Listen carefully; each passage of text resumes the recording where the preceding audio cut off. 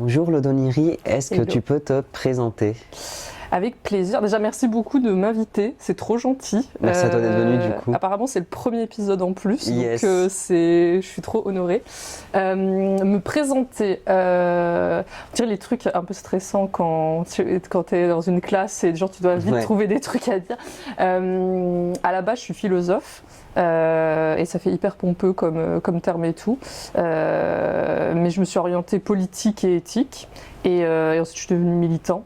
Et voilà, donc on pourrait dire que je suis philosophe et militant. Et voilà quoi. Et créateur de contenu du coup aussi. Créateur de contenu, après créateur de contenu, j'ai l'impression tout le monde crée quelque chose sur cette Oui. terre, tu vois. Donc, mais oui, c'est vrai qu'il y a cette dimension-là, militant sur les réseaux, quoi. Donc voilà. Et toi, du coup? Moi je suis créateur de contenu du coup, scénariste, acteur et bon, comment dire, c'est déjà pas mal.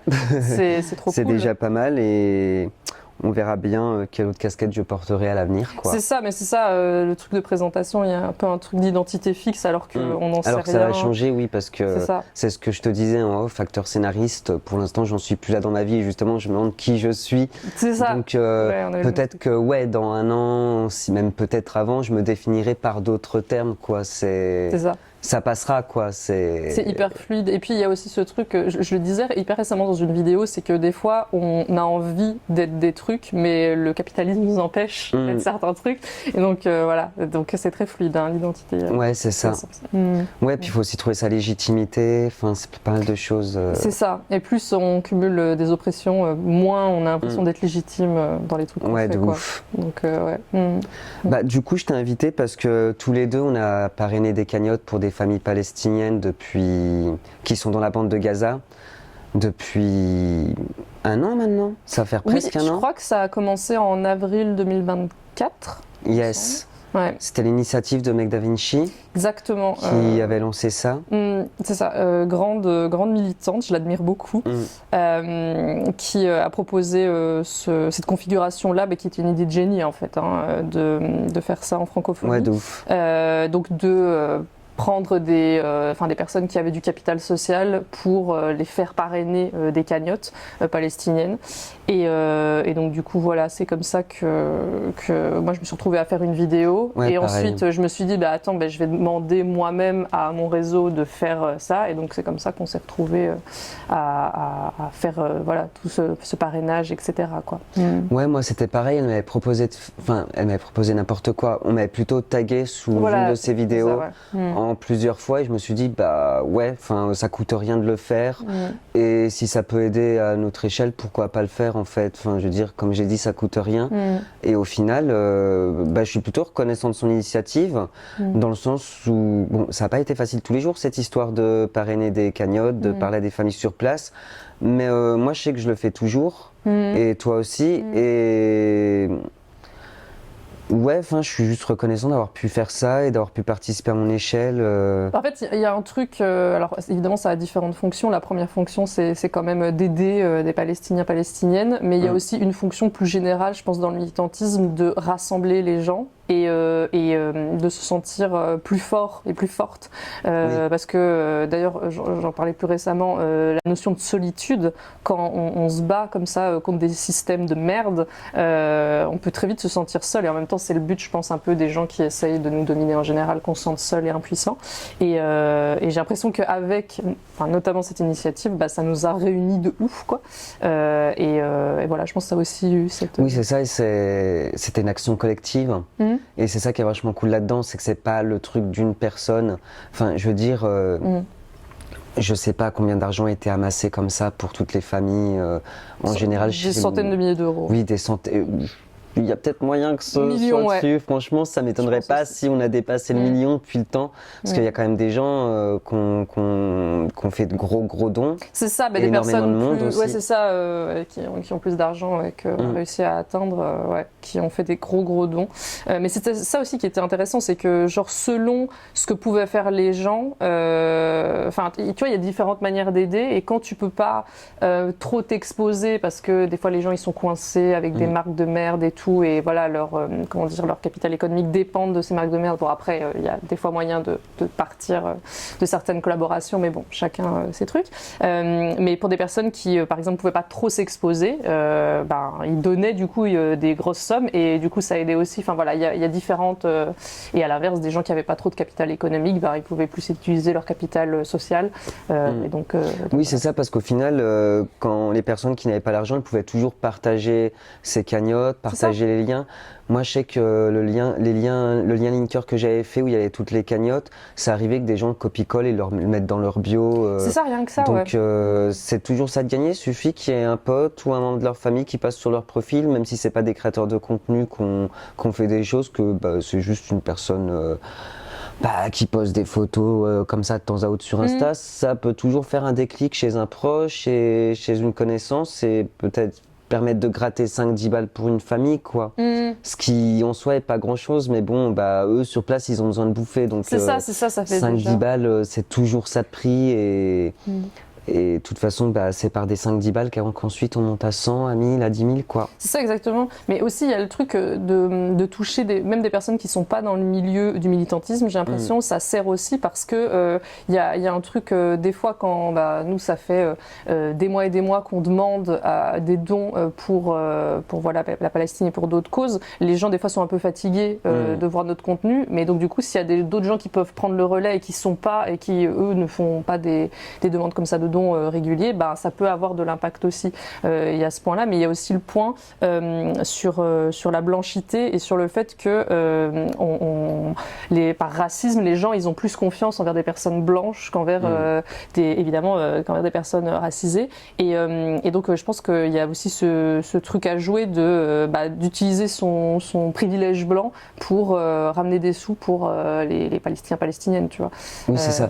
Et je pense que, en fait, au-delà de l'argent, je pense que ça a aussi un peu permis de les humaniser et de rappeler que ce sont de vraies personnes. Moi, je sais que dans les vidéos que j'ai faites sur TikTok pour promouvoir des familles, pour parler d'elles et tout, tu racontes leur histoire, en fait, tu racontes qui ils sont, ce qu'ils veulent, ce qu'ils désirent, leurs rêves, tout ça, et ça permet aussi aux gens en fait, toutes les histoires sont universelles, que tu sois en Palestine, en France, on vit les mêmes choses à la fin de la... Bon, sauf qu'ici, on se fait pas bombarder, mais oui, non, mais ce que je veux dire, c'est qu'on va vivre des amitiés, on va vivre des histoires d'amour, on va vivre des drames, et ça, c'est important aussi, parce que sinon, on n'a que les chiffres. En fait, c'est ça, et c'est pour ça aussi, moi j'aime beaucoup les trucs d'action directe. Là, je trouvais qu'il y avait vraiment un truc d'action directe, genre c'était envers des cagnottes directement faites par les familles ou par des amis de la famille quand c'était pas possible. Et moi j'aime beaucoup cet aspect action directe, comme ça il n'y a pas trop d'intermédiaires, ça évite aussi le détournement de fonds. Après, parfois c'est important d'avoir des associations qui s'y connaissent et qui sont sur le terrain et des trucs comme ça, donc c'est important aussi de donner à des associations où il y a un petit peu plus d'intermédiaires. Mais moi je suis vraiment partisan d'action directe comme ça, parce qu'aussi il y a ce truc où tu peux directement parler aux familles. Moi souvent j'essayais de donner l'Instagram ou quoi, s'il y avait un Instagram, et que les gens, parce que aussi il y a eu beaucoup de méfiance, beaucoup de gens qui venaient me trouver et qui disaient comment je sais moi que c'est pas une arnaque ton truc et tout machin. J'étais en mode voici l'Instagram de la personne qui a créé la cagnotte, voici l'Instagram de la personne à qui profite la cagnotte, si tu veux aller leur parler, leur poser des questions, vas-y quoi. C'est ça. Et donc voilà. De toute façon, nous en tant que créateurs de contenu, on s'assurait aussi de ça, quoi, de pas justement guider les gens vers des cagnottes qui sont fausses, quoi. Ça pouvait être en demandant un permis, des choses bêtes comme ça, quoi. Et bon, en soi, après, il y a aussi beaucoup de gens qui postent ce qui se passe sur place. Du coup, tu peux aussi le voir comme ça, je veux dire. C'est ça, c'est qu'à un moment donné, quand tu as autant de données, quoi, on sait que c'est vrai, quoi. Après, évidemment, il y a toujours des gens qui seront de mauvaise foi et qui, ça, j'en ai eu quelques personnes comme ça aussi, qui disaient c'est pas très logique tel ou tel truc. Je suis en mode, mais là vous, en mode de conspiration, vous essayez de trouver des trucs qui sont pas logiques, alors que si ça fait sens. Tu vois, quand les gens ils ont pas toutes les informations, ils vont très très vite comment dire, ne plus croire en certains trucs, tu vois, et ça c'était un peu compliqué. Enfin, il y a certaines personnes, j'étais un peu en mode, je vais pas passer des jours et des jours à essayer de convaincre des gens d'aller donner 5 euros, quoi. Enfin, à un moment donné, si vous faites pas confiance envers tout le processus, comment dire, de vérification qu'on a mis en place, on va pas venir vous chercher non plus. C'est ça, voilà, c'est ça, ouais. Après, globalement, il y a toujours des personnes qui doutent, mais après, globalement, les gens, ils voyaient vite que... C'est ça. C'est ça. Et peut-être aussi influencé par le fait que c'est de l'action directe, etc. Enfin, c'est pour ça que je le redis, action directe, je trouve que c'est le truc le plus impactant. Mais après, de nouveau, c'est quand même bien de donner à des associations. Ça, je n'ai jamais craché là-dessus. En action directe, ce qu'on avait fait aussi, c'était d'avoir lancé le logo Stop Génocide avec d'autres créateurs de contenu. C'est vrai. Et ça a plutôt bien fonctionné aussi. Parce que de nouveau, ouais, il y a ce truc de visibilisation, quoi, rendre visible l'invisible, et ça marche très bien. Il y avait aussi un autre truc, la reconnaissance de l'État palestinien, il me semble. Oui, c'est ça, on avait, je sais plus c'était dans quel journal. Libération. Libération, oui, c'était passé dans Libération. Je me souviens que j'avais écrit le premier jet du texte. Oui, en plus. Et on avait réussi à faire signer ça par énormément de monde en plus. Le problème, c'est qu'on n'a pas toujours toutes les datas, quoi. Il y a des gens qui clairement, enfin, il y a plusieurs types de personnes, mais il y a des gens qui manquent clairement de courage et qui sont peut-être un petit peu trop attachés à l'argent, que sais-je, ou je sais pas, une espèce de lice sur leur carrière et tout. Enfin, voilà. Mais ça, je vais pas, comment dire, je vais pas valoriser ça, mais après des fois il y a des gens, ils sont coincés dans tout un système de partenariat, de trucs, de machin, que si ils parlent trop de certains trucs, bah juste ils ont plus de boulot et ils se retrouvent eux-mêmes dans la merde. Donc j'ai l'impression, selon situation, enfin comme je dis tout le temps, il faut faire ce qu'on peut avec les cartes qu'on a. Et donc si on a la possibilité de faire des trucs, bah, il faut le faire. Et des fois il faut être un petit peu courageux dans la vie aussi. Et voilà. Mais des fois on n'a pas toutes les informations sur les gens. Ouais, c'est ça. Parce que le truc aussi, c'est que peut-être que parmi ces gens, il y en a certains qui font des dons aussi en soum-soum. C'est ça, il y a ça aussi. Justement pour... parce qu'ils veulent faire leur part du taf, mais en même temps, ils veulent pas, comment dire... avoir des problèmes. Parce des fois, il y a des jobs qui sont plus précarisés qu'on ne le pense, hein. Enfin, ou en tout cas instables, hein. Même des gens qui sont à des hauts niveaux, etc. Cinéma français, tu peux faire plein de films, t'es pas forcément riche si tu fais que des films d'auteur subventionnés. C'est ça, par exemple. Enfin voilà, il y a cet aspect-là, tu aussi, comment dire... si t'es un acteur par exemple qui débute ou un chanteur qui débute ou quelque chose comme ça, il y a beaucoup plus. Tu peux pas te permettre les mêmes choses que quelqu'un qui est là depuis 50 ans. Voilà, c'est ça. Et donc c'est pour ça, il faut, comme d'habitude, il faut faire ce qu'on peut avec les cartes qu'on a. Et voilà. Mais des fois, les gens, on pense qu'ils ont plus de cartes qu'en fait ils n'ont, ou l'inverse des fois. Des fois, on se rend pas compte de la puissance des gens et ils devraient eux-mêmes s'en rendre compte et bouger. Mais voilà. Mais en tout cas, mobiliser les gens.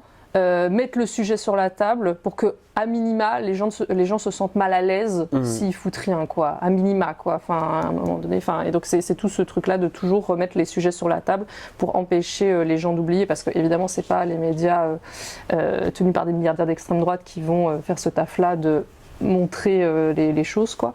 Donc voilà, il y a aussi ce truc. On est aussi un contre-pouvoir voilà, des dominants, quoi. Même nous en tant que personnes qui ont du capital social sur Internet, quoi. Donc on est des formes de médias aussi, quoi. Oui, c'est ça. Je pense que, enfin, en tout cas dans mon cas personnel, je pense que on ne se rend pas forcément compte qu'on a un impact beaucoup plus grand aussi que ce qu'on pense.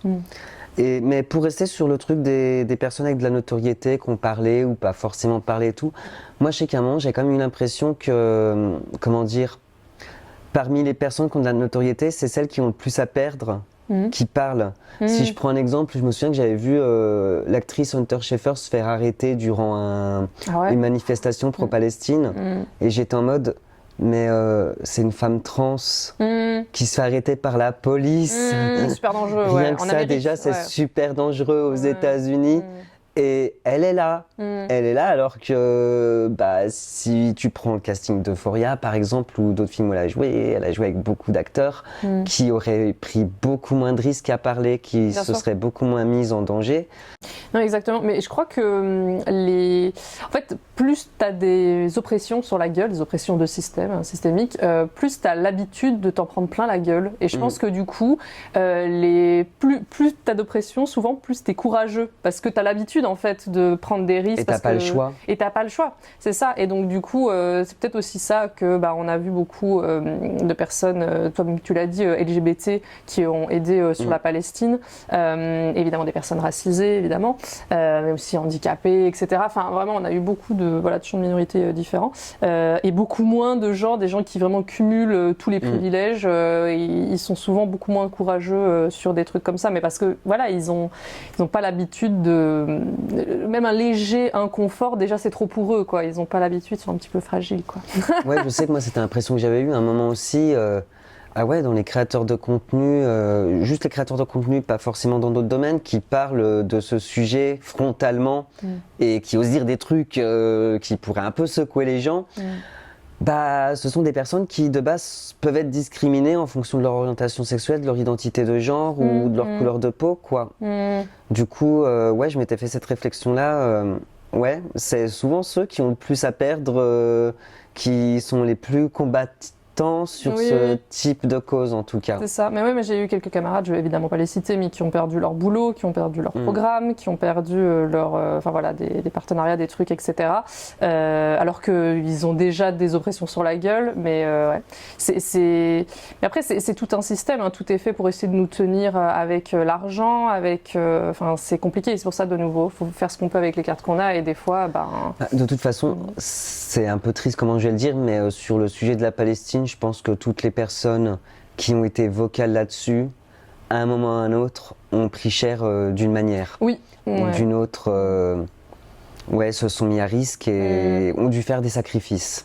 Et en même temps, on va, on va avec le sens de l'histoire. Enfin, qu'est-ce que ça veut dire? Ça ne veut un peu rien dire ce que je viens de dire, mais le fait qu'on a été vocal assez vite, et en même temps qu'est-ce que ça veut dire assez vite vu que ça fait quand même 75 ans qu'il y a un génocide, mais je veux dire quand il y a eu les attaques du 7 octobre, très très vite on s'est rendu compte de la montée de la violence d'Israël sur la Palestine, et assez vite on s'est bougé là-dessus pour rendre ça visible et tout, et au fur et à mesure les gens, je pense qu'au début il y avait beaucoup de personnes qui disaient non, c'est bien fait pour leur gueule et juste c'est un effet de rebond, etc. Mais juste parce qu'ils n'avaient pas l'information que ça faisait 75 ans que la Palestine était sous génocide en fait, et que c'était juste un long processus, parce que les génocides c'est souvent des longs processus d'horreur, et aujourd'hui il y a beaucoup de gens qui voient que ça fait quand même un an et demi depuis l'attaque du 7 octobre, et ça continue de bombarder et ça continue de tuer. Et on a vu des images atroces. Je sais que c'était pas des images publiques qu'on finit sur les réseaux, ça, mais je parle toujours d'ailleurs à un Palestinien qui est en Belgique, qui s'appelle Fadi. Et je me souviens qu'il m'avait envoyé sur WhatsApp une photo j'en ai vraiment la gorge serrée juste de le mentionner. J'en ai la gorge un peu serrée, de le mentionner. Il m'avait envoyé une photo des membres de sa famille décédés sur le sol. Mais je sais que des fois, j'ai encore l'image qui me revient en tête, quoi. Et on a vu des images vraiment gore, quoi. D'enfants, On n'a pas tous la même manière de dealer avec ça. Moi, je sais qu'au fur et à mesure, j'ai coupé mes émotions sur ce truc-là, parce que sinon, je devenais... j'étais plus efficace. En fait, après, tout le monde n'a pas la capacité de couper. Et des fois, c'est pas si bien que ça de couper aussi ses émotions. Moi, je sais que j'ai craqué quelques fois quand même. Mais bien sûr. Je me suis retrouvé en mode mais on est vraiment dans un monde de merde. Alors, et là tu te retrouves à chialer pendant 2 heures en mode En fait, ouais, c'est ça. En fait, moi, dans ma tête, je me dis, il faut évidemment qu'on a le droit de chialer et qu'on a le droit de voilà, tant on essaye de rester efficace sur long terme, parce que je dis sur long terme parce que des fois, et je pense que on a peut-être eu un peu ça avec les cagnottes, etc. Il y avait vraiment ce truc de course hyper rapide et hyper tout le temps être efficace, machin et tout. Puis on avait la pression parce qu'on veut faire les choses bien aussi pour ces gens. Ça. Et que ils n'ont pas le temps en fait. Enfin, moi je sais que si je vais pas assez vite, je me faisais relancer.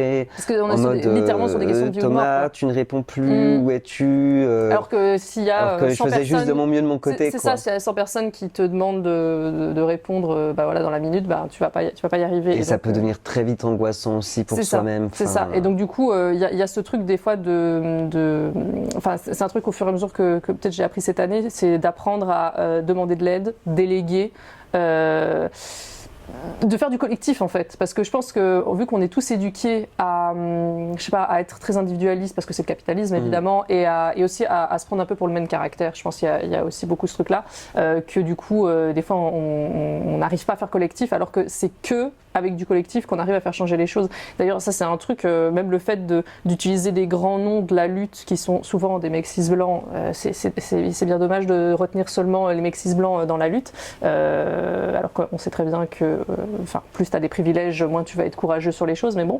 c'est un truc aussi du capitalisme, il y a une espèce de rebranding de l'histoire par le capitalisme, de nous faire croire que c'est une personne qui a libéré je sais pas quoi, qui a sauvé je sais pas qui, alors que non, toutes les luttes elles sont toujours collectives quoi. Et c'est quelque chose de très...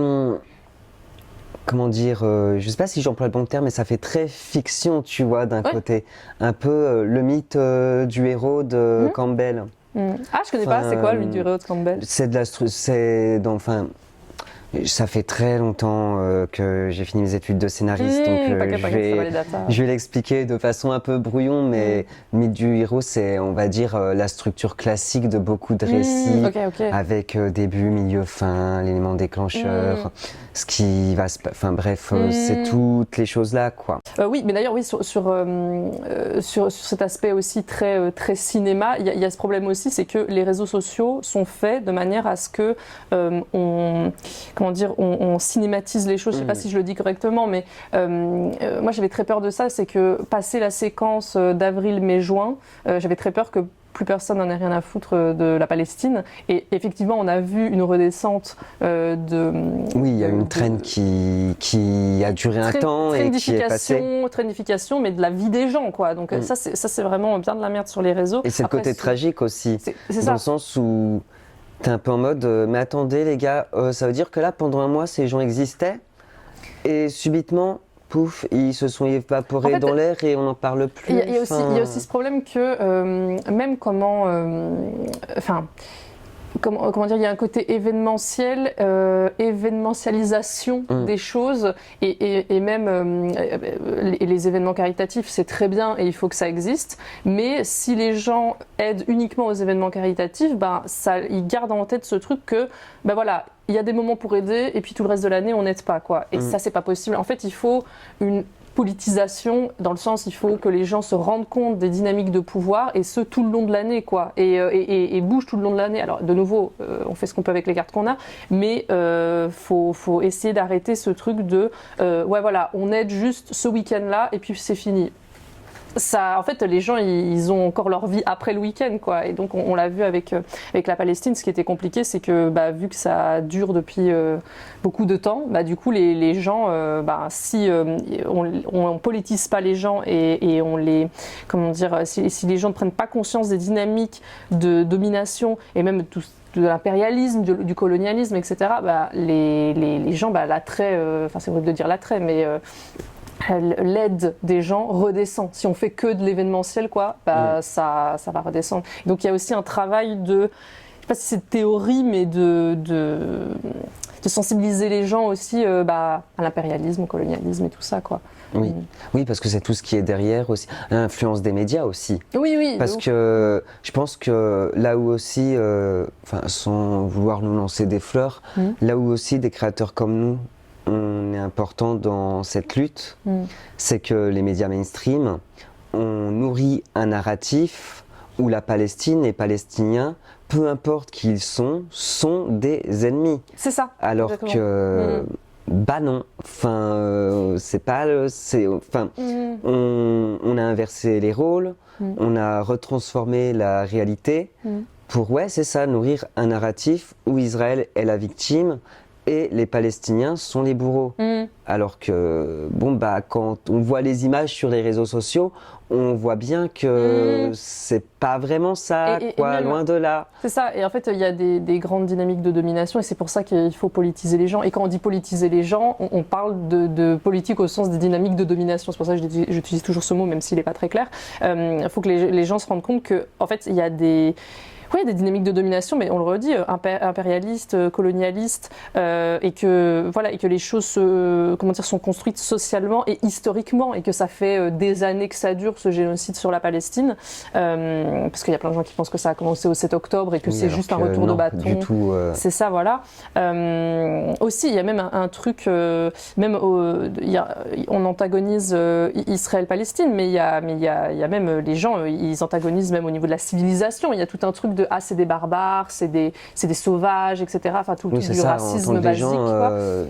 Enfin, si tu écoutes certaines personnes, limite en Palestine, si tu les écoutais, ce serait toujours la préhistoire là-bas. Oui, c'est ça. Ils ont Internet. Non, mais c'est tout, tout le truc de racisme basique, de ces gens ils sont pas vraiment comme nous, alors que les Israéliens ils sont plus comme nous, machin et tout. C'est la seule démocratie du Moyen-Orient. Alors quelle démocratie? Qu'est-ce que tu me racontes? Un régime autoritaire comme ça, sous Netanyahou, qu'est-ce que tu me racontes? Qui est basé sur beaucoup de mensonges aussi. C'est ça. Parce qu'on aime nous faire croire, oui, Israël, c'est ça, c'est la seule démocratie du Moyen-Orient. Là-bas, les LGBT sont en sécurité le fameux, et ne risquent rien. Alors que c'est marrant parce que, il y a eu beaucoup de pinkwashing quand même. Je veux dire, vous avez beaucoup joué là-dessus. Je me souviens d'une photo, je sais plus c'était quoi exactement, c'était un soldat israélien qui embrassait un autre soldat ou quelque chose comme ça. Et tout ça, c'est de la com. Bien sûr. Tout ça, c'est de la com. De toute façon, mon avis est peut-être pessimiste, mais les gouvernements sur les questions LGBT, ils s'en foutent des LGBT, que ce soit Israël, la France ou n'importe quel pays. Il peut avoir du moment que ça peut être utilisé, si on peut avoir un mec un peu lisse, qui peut être le bon gay ou la bonne lesbienne, qui est présentable, ça va nous servir. Mais si vous êtes des LGBT qui parlez trop, non, on va pas être de l'autre côté, quoi. Et puis, comment dire, c'est pas seulement une question d'orientation ou de genre, c'est aussi une question de sortir des normes en général. Enfin, il y a un truc de normativité, quoi. Genre, effectivement, il y a même certaines personnes gays ou lesbiennes au gouvernement et qui sont d'extrême droite, mais juste parce que, peut-être qu'on les emmerde moins parce qu'ils ne sortent pas de la normativité. Ils sont dans leur petit rôle de, je m'habille d'une certaine manière, je respecte les codes bourgeois, et donc il y a aussi tout un truc de respectabilité à ce niveau-là. Donc c'est pas que une question d'orientation, etc.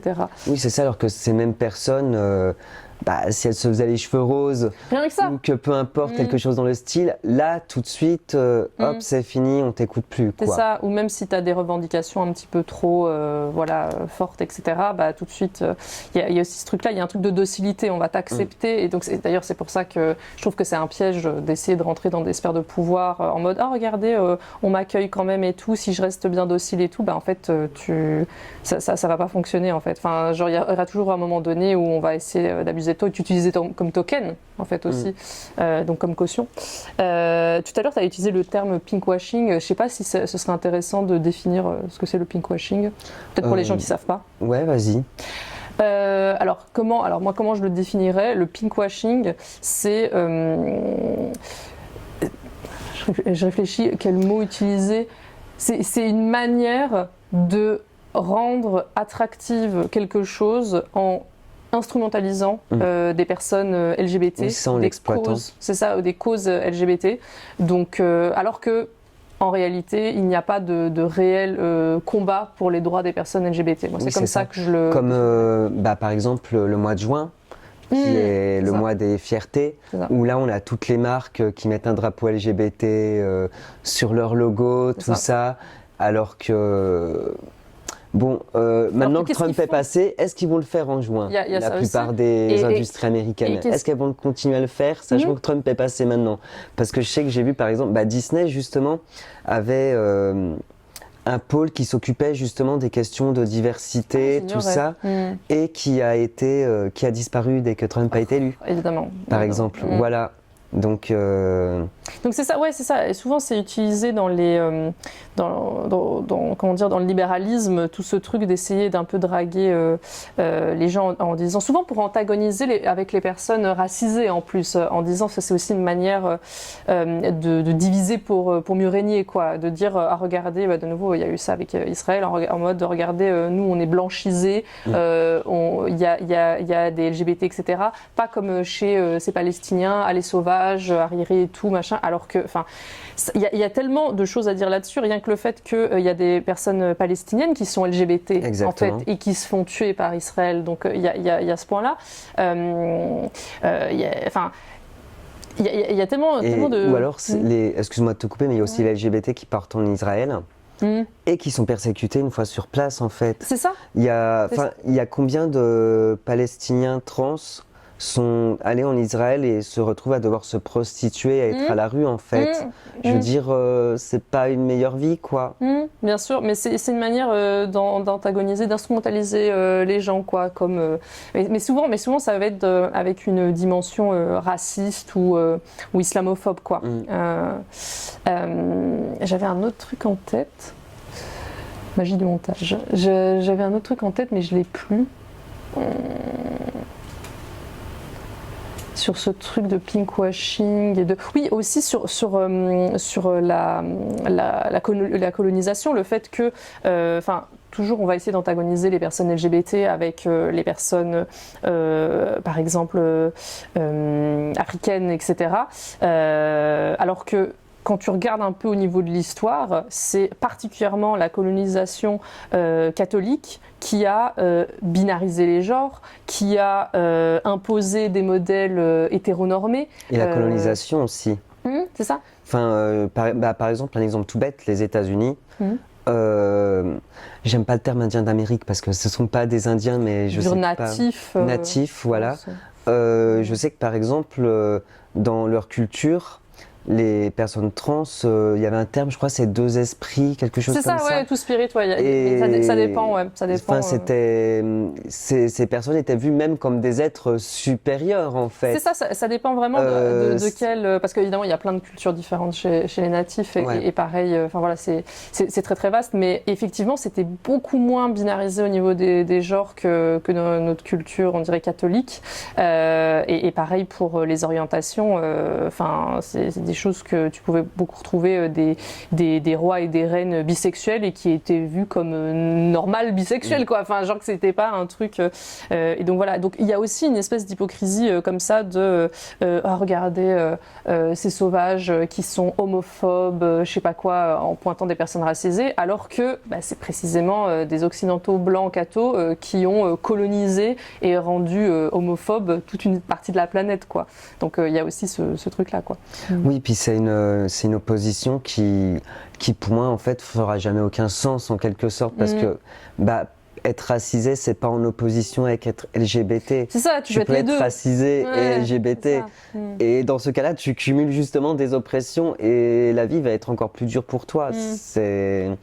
Du coup, c'est vraiment un argument où moi je sais que je reçois souvent parce que on reçoit beaucoup de haine aussi en soutenant la Palestine sur les réseaux. Je reçois souvent des trucs du style tu défends ceux qui te persécutent, sous-entendu je suis gay, ma commu, il y a énormément de personnes musulmanes dans ma communauté, je crois même que la majorité des personnes qui me suivent sur TikTok sont musulmanes.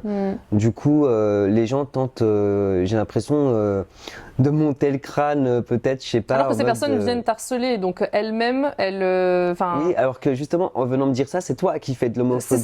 C'est ça, voilà. Ou alors, moi, je reçois souvent aussi des commentaires, ça on l'a sûrement tous reçu à un moment ou à un autre, mais va à Gaza, tu verras, tu te feras jeter d'un pont. Mais en fait, excuse-moi, vas-y, continue. Excuse-moi, mais ce que je voulais exprimer, c'est que Enfin, moi, tous les Palestiniens à qui j'ai parlé, ils m'ont jamais jugé sur mon orientation amoureuse. C'est ça. Ils m'ont jamais parlé de ça. Même, je me souviens, en juin de l'année dernière, quand j'avais été à la Marche des Fiertés, ils avaient tous liké la story, il y en avait plein qui m'avaient envoyé des petits messages en mode « Ah, ça avait l'air cool ». Enfin, je sais plus si c'était ça exactement, mais je veux dire, là-dessus, soit j'ai reçu aucun jugement, soit un jugement qui était positif. Bien sûr. Mais pas négatif. Et même sur les réseaux en France, je suis désolé, mais alors l'homophobie existe partout.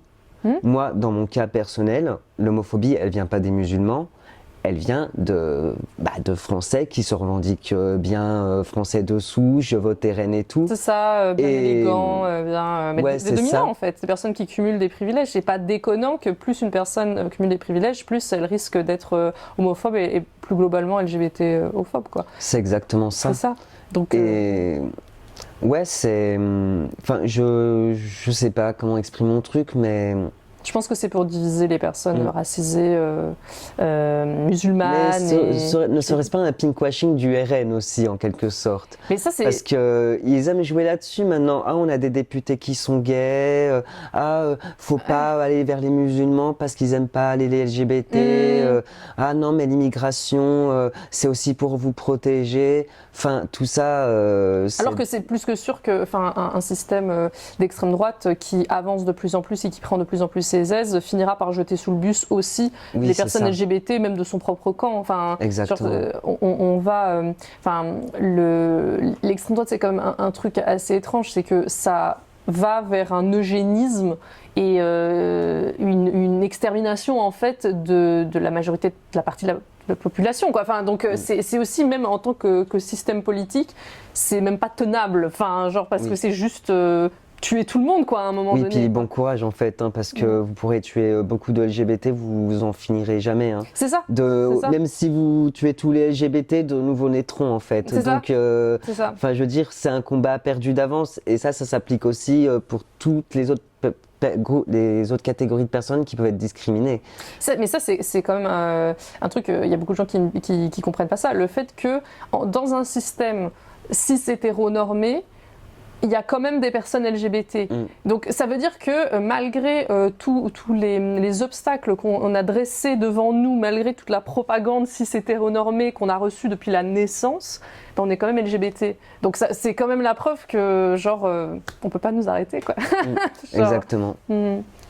Et au final, la communauté LGBT a été très très importante aussi dans tout ce qui peut toucher à la Palestine. Enfin, il y a le mouvement Queer for Palestine. Et comme j'ai dit, il y a beaucoup de créateurs de contenu justement qui sont vocaux là-dessus. Ce sont des personnes LGBT tout simplement. Mais solidarité de classe, finalement, même si il y a différents types de classes sociologiquement, etc. Mais il y a un truc de solidarité entre personnes minorisées, quoi. Après, évidemment, qu'il y a des personnes LGBT et souvent blanches et bourgeoises et qui font rien et qui sont un peu des pick-me, des cis et des hétéros. On en voit de plus en plus d'ailleurs dans les médias, j'ai l'impression. Voilà. Je sais pas, moi je trouve que c'est une position un petit peu misérable d'être la pick-me de quoi que ce soit. Mais bon, voilà quoi. Ouais, c'est un peu triste quand on voit des créateurs de contenu, des influenceurs d'extrême droite qui se revendiquent gays pour détester les gays, mais gars, en fait, tu pourrais même pas sortir dans la rue sans les personnes qui se sont battues avant. C'est ça, sans des personnes queer, racisées, TDS aussi, qui se sont beaucoup plus battues. C'est toujours la même chose. C'est les personnes les plus minorisées qui mènent le combat en première ligne, quoi. Ouais. Oui, c'est ça.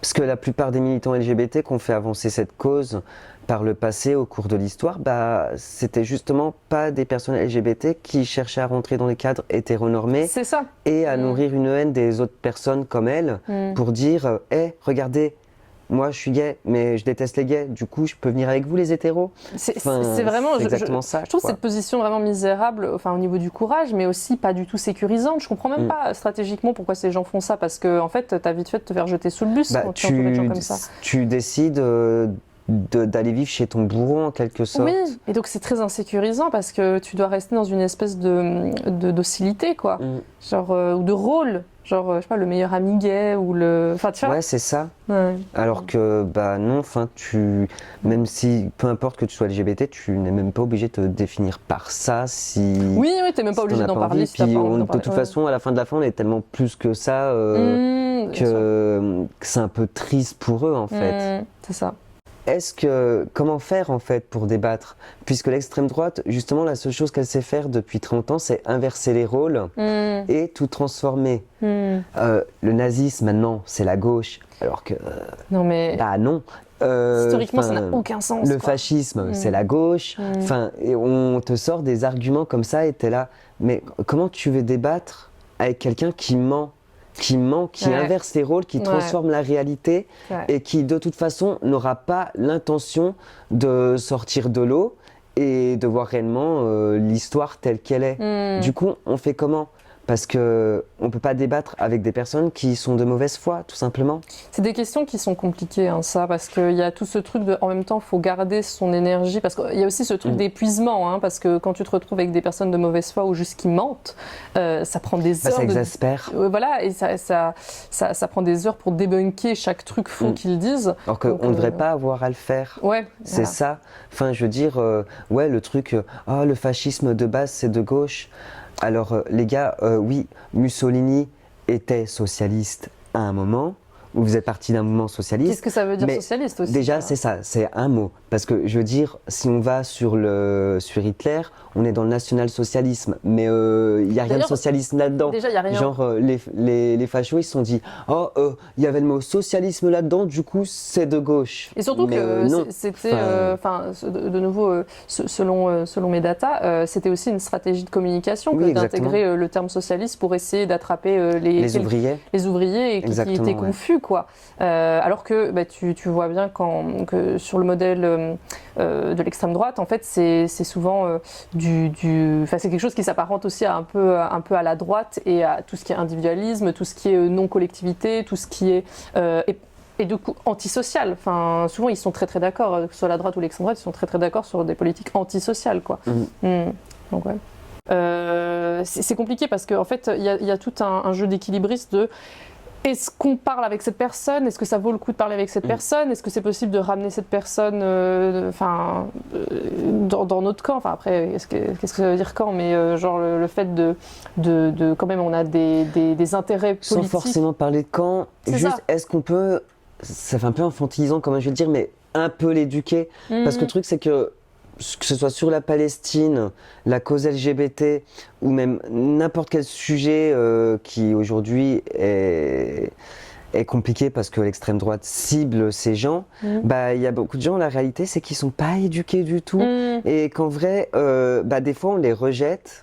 Parce que c'est un problème aussi qu'on peut avoir à gauche chez les militants, de rechercher une pureté militante, de refuser les gens qui vont avoir un avis différent. Mais le truc, c'est qu'en faisant ça, on n'aide pas vraiment ces gens non plus à s'ouvrir. Et le truc, c'est qu'il y a beaucoup de personnes, une fois que tu as pris le temps de bien leur expliquer que, non, en fait, ce que tu crois, ce sont des choses qu'on t'a mis dans la tête, mais si tu réfléchis bien, si tu parles avec des personnes qui sont concernées par le sujet et que tu les écoutes, peut-être que tu vas avoir un peu plus d'empathie pour eux et que tu vas mieux les comprendre. Par exemple, j'ai pas d'exemple précis en tête, mais par exemple sur les questions LGBT, que ce soit d'identité de genre, il y a beaucoup de gens pour qui c'est nouveau. Mais c'est nouveau pour tout le monde. Enfin, je veux dire, même moi, je suis un homme cis gay. Être gay, j'ai beau avoir 31 ans, c'est toujours quelque chose de nouveau. C'est quelque chose que mon identité, c'est quelque chose que je développe, sur lequel j'apprends des choses tous les jours. On apprend sur nous-mêmes. Oui, c'est ça. Et moi-même, je veux dire, par le passé, c'est évident que sur des questions LGBT ou d'homosexualité, j'ai sûrement tenu des propos qui étaient problématiques parce que j'avais de l'homophobie intériorisée ou parce que j'avais appris les choses d'une certaine manière et en fait c'est pas de la manière là que ça se passe, quoi, tout simplement. En fait, il y a deux choses. Il y a l'éducation, effectivement, où il y a des gens juste qui manquent d'éducation parce que peut-être ils ont... Enfin, des fois, il y a des questions aussi de temps, d'énergie, d'entourage. Après, etc. je peux comprendre aussi que d'une certaine manière que les gens, ils ont pas envie envie d'intervenir et d'aller éduquer les autres et juste ils sont dans un rejet direct parce que en fait tu te fais persécuter toute la journée, c'est bon, t'as pas le time en fait. C'est ça. Genre t'éduquer, des fois t'as envie de te dire c'est pas mon taf de t'éduquer, c'est le tien,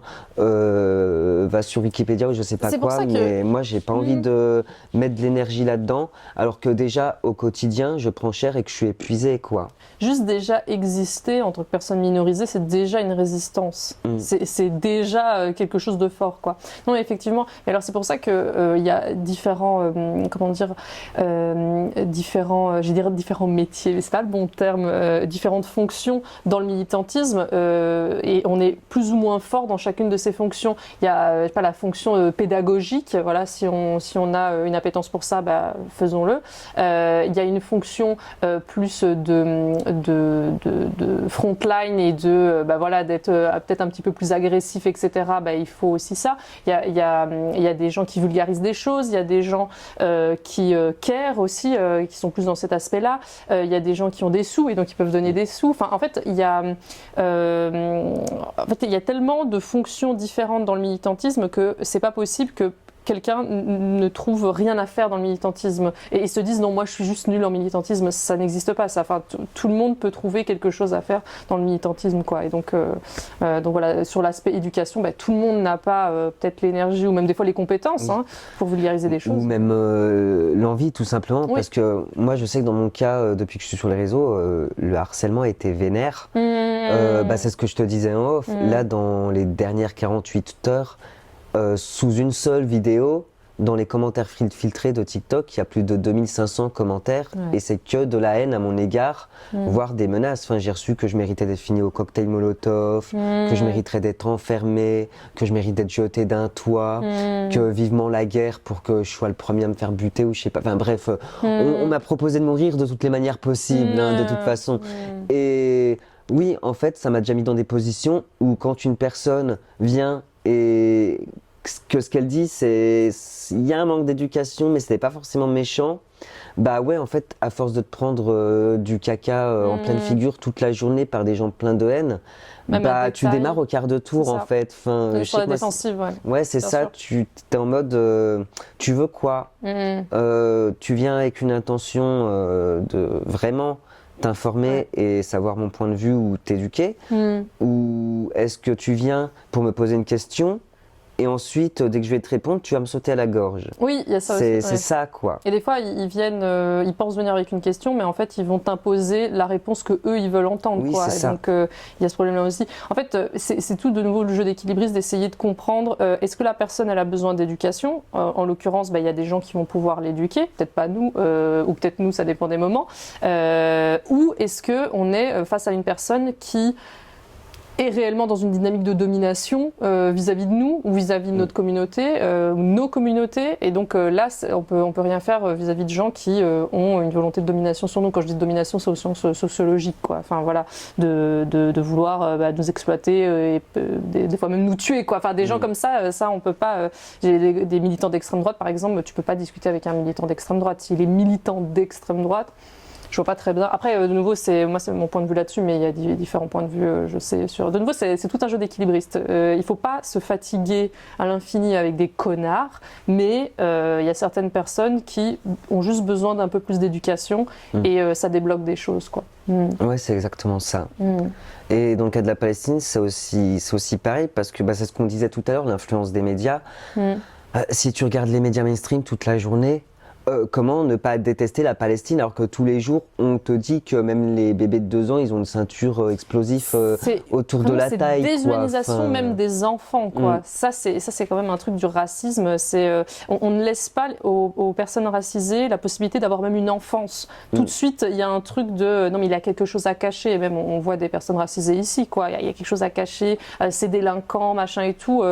Ils ont 7 ans. Qu'est-ce que tu me racontes, je sais pas quoi. D'ailleurs c'est aussi un problème. C'est cette lecture des choses en bien et mal, en manichéisme, au lieu de voir tout l'aspect systémique des choses. Pourquoi est-ce que les gens font certaines choses et pas d'autres ? C'est souvent parce qu'ils sont poussés par tout un système à faire certaines choses, quoi.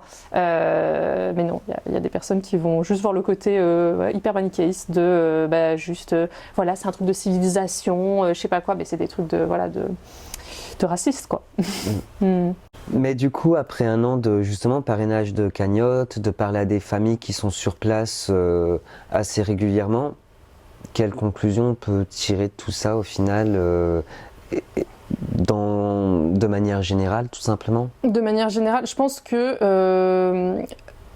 on peut en tirer la conclusion déjà que c'est le collectif qui change les choses, et ça c'est un truc qu'il faut se mettre dans la tête, parce que je pense aussi que, et il faut pas avoir de hier là-dessus, c'est que plus on prend en capital social, plus il y a un syndrome main caractère qui se met en place, et que, en tout cas qui peut se mettre en place, et croire voilà, de white savior, et de croire qu'on va sauver tout le monde tout seul, et que voilà.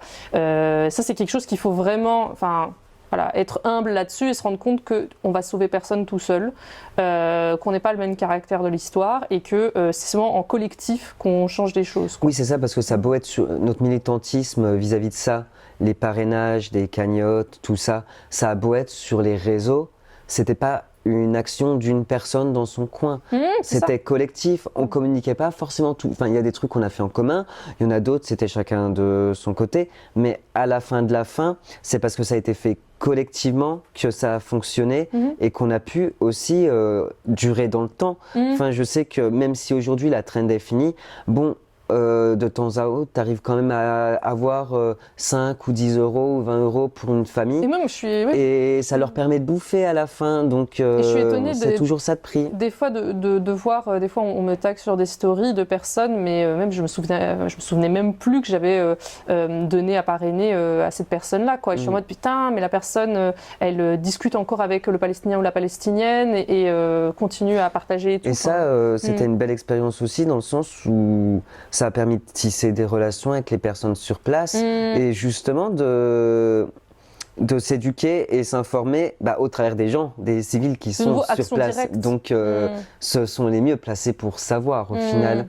Et moi je sais que j'ai eu des échanges parfois très intenses avec des personnes sur place. Quand j'ai cité Fadi, c'est un exemple parmi tant d'autres, mais je peux pas tous les citer. La question LGBT aussi, c'est ce que, oui, il y a des Palestiniens là-bas, et on se sait, quoi, on se reconnaît. Enfin, je veux dire, j'ai eu certains échanges, j'étais là, oui, je suis au courant. Que la personnalité LGBT est palestinienne. Et ça, de dire, ok, j'ai pas beaucoup de capitaux, mais celui que j'ai avec TikTok, il m'a permis de faire un truc aussi pour les autres. Genre, c'est pas un truc où je suis là en train de danser, faire des blagues, je pense à mon truc. Non, c'est le côté, on va dire, un peu plus sain des réseaux sociaux, on va dire, dans le sens où, non, les réseaux sociaux, c'est pas juste des influenceurs ou des gens qui font n'importe quoi et qui gagnent des millions comme ça. Alors oui, ils gagnent plus que nous, parce qu'ils sont très lisses, mais il y a un aspect des réseaux où c'est du collectif, c'est des choses où on essaye ensemble de faire preuve d'humanisme et justement de participer à améliorer les choses, même si c'est pas grand chose, quoi. Mais c'est pas grand chose, bon, peut-être que je minimise, parce que oui, collectivement, on a pu obtenir des centaines de milliers d'euros, peut-être même millions, pour des familles là-bas. Et si cet argent n'avait pas été là, qu'est-ce qui aurait changé? Je ne sais pas. Mais bon, il y a quand même des familles qui ont pu quitter la frontière grâce à ça. Il y en a d'autres qui ont pu se nourrir, avoir accès à des produits de première nécessité, peut-être pour se soigner. Donc, comment dire, c'est plein de petites choses qui font que, en fait, sur un an, il y a des gens qui sont peut-être sauvés grâce à ça, quoi. Bien sûr, bien sûr. Mais en fait, c'est toujours la même chose, c'est que on a des outils, et il faut utiliser correctement les outils qu'on a. Internet, à la base, c'est une invention, à mon sens, anarchiste, et qui est par le peuple et pour le peuple. Évidemment que les réseaux en général, ça peut être utilisé par le capitalisme pour nous pousser à la consommation, etc., et faire des choses pas très chouettes. Mais si tu utilises bien un outil aussi puissant qu'Internet, tu fais des choses extraordinaires. Donc